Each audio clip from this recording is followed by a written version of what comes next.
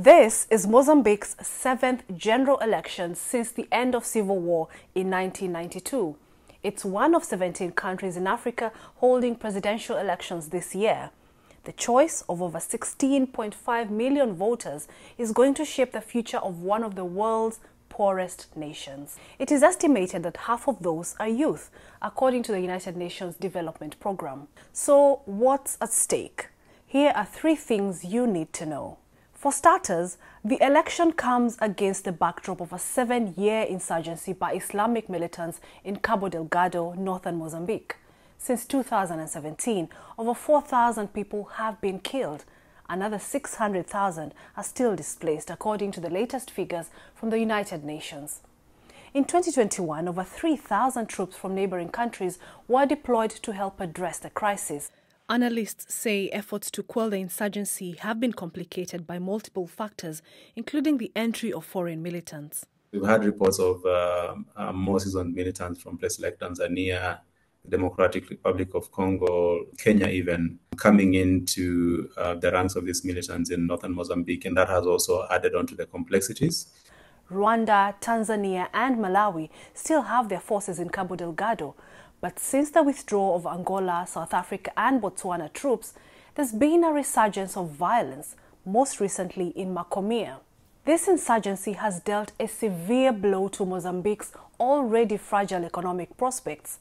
Cabo Delgado, rich in natural gas, was expected to be at the center of the country's economic transformation, becoming one of the world's major exporters of liquefied natural gas. But energy companies like Total Energies have suspended its $20 billion liquefied natural gas project due to ongoing insecurity. There's been an estimation that by 2045, if all the 3 gas projects were up and running, Mozambique will be generating about $500 billion in revenue from that project.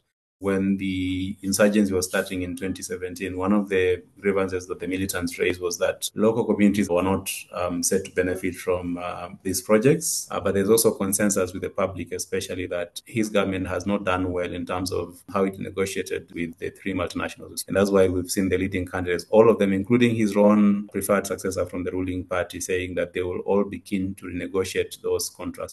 And who's in the running for the position to make these decisions?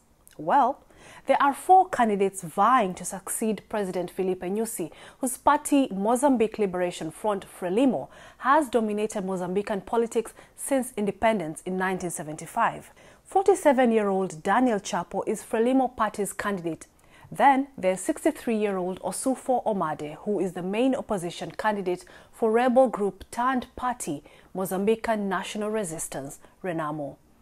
Then there's independent candidate Venancio Mondlane, who is also on the ballot. The 4th candidate is 64-year-old Lutero Simango, who is vying on a Mozambique Democratic Movement Party ticket. Now, previous elections have been marred with allegations of irregularities, vote tampering and violence, casting doubt over the country's democratic process.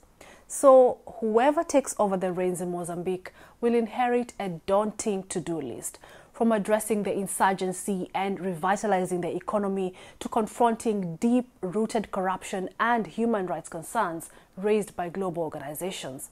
The stakes couldn't be higher.